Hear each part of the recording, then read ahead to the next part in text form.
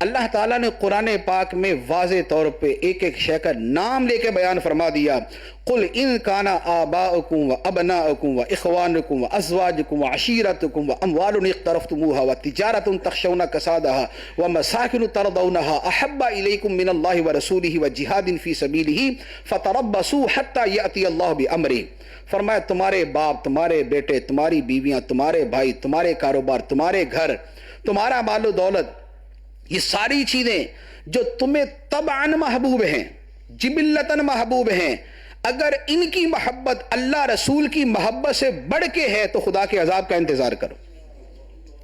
اللہ رسول کی محبت سب سے بڑھ کے ایمان کی مٹھاس تب نصیب ہوتی ہے جب نبی پاک علیہ الصلوۃ والسلام سے محبت کائنات میں سب سے زیادہ ہو جائے۔ تکمیل ایمان کا فرمایا ان یکون اللہ ورسولہ احب الیہ مما سواہما، اللہ اور اللہ کے رسول اسے جملہ ما سوا سے سب سے بڑھ کے محبوب ہو جائیں۔ لن یستکمل الایمان، ایمان مکمل نہیں ہوگا تب تک۔ ایمان کی مٹھاس تب ملتی ہے کہ جب انسان کے دل میں، مومن کے دل میں نبی پاک علیہ الصلوۃ والسلام کی محبت کی مٹھاس ہوتی۔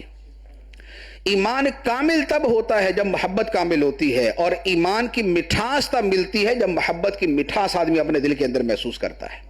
اور صحابہ کرام کے اندر یہ محبت کی مٹھاس سبحان اللہ ایک نہیں، بیسیوں واقعات، بیسیوں روایات۔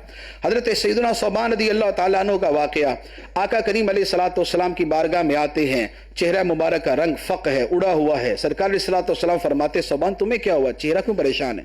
عرض کرتے ہیں یا رسول اللہ آپ کا دیدار کرنے کا دل کرتا ہے، گھر پہ ہوتا ہوں چل کے آ جاتا ہوں آپ کو دیکھ لیتا ہوں، لیکن قیامت کے دن خدا نے اگر جنت عطا فرما دی تو آپ تو جنت میں بہت اونچے درجے پہ ہوں گے اور ہم تو بہت نیچے ہوں گے، وہاں پر آپ کے دیدار کی صورت کیا بنے گی؟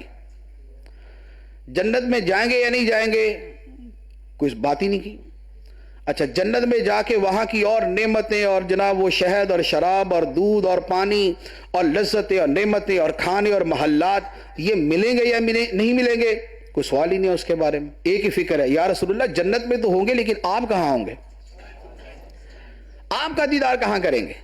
تو نبی پاک علیہ الصلوۃ والسلام نے سکوت فرمایا، پھر وحی نازل ہوئی اور فرما دیا کہ جو اطاعت کرے گا وہ وہاں پر بھی ان کے ساتھ ہی ہوگا، جو اطاعت کرے گا وہ جنت کے اندر بھی نبی پاک علیہ الصلوۃ والسلام کی رفاقت حاصل کرے گا۔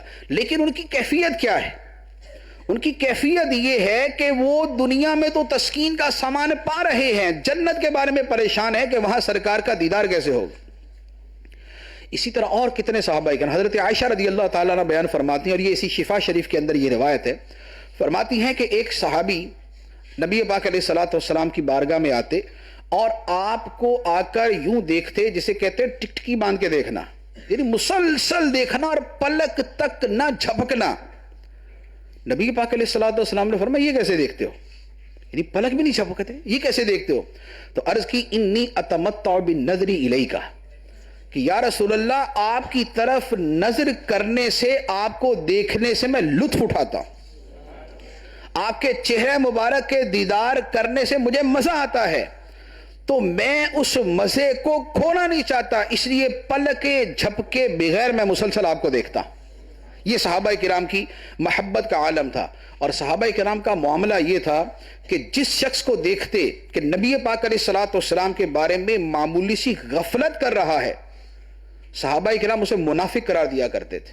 بخاری شریف کی حدیث کے اندر ہے کہ ایک مرتبہ سرکار علیہ الصلوۃ والسلام کہیں تشریف لے گئے تو ایک صحابی تھے، وہ صحابی ہی تھے، وہ منافق نہیں تھے، صحابی تھے، وہ کسی وجہ سے نہ آ سکے۔ سرکار علیہ الصلوۃ والسلام نے پوچھا فلاں نہیں آیا، یا صحابہ کرام نے آپس میں گفتگو کی وہ فلاں صحابی نہیں آیا، فلاں شخص نہیں آیا، تو کسی نے کہا وہ منافق ہے، کیونکہ نبی پاک علیہ الصلوۃ والسلام ہمارے علاقے میں تشریف لائے ہیں اور وہ سرکار کی زیارت کے لیے نہیں آیا، وہ حضور کی بارگاہ میں چل کے نہیں آیا، وہ منافق ہے۔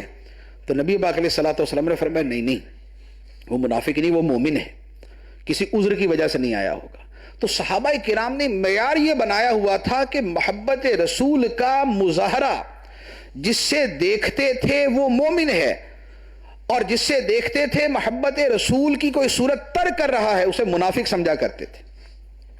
تو سرکار صلی اللہ تعالی علیہ وآلہ وسلم کی جو محبت ہے، جو آپ کی تعظیم ہے، وہ جان ایمان اور روح ایمان ہے۔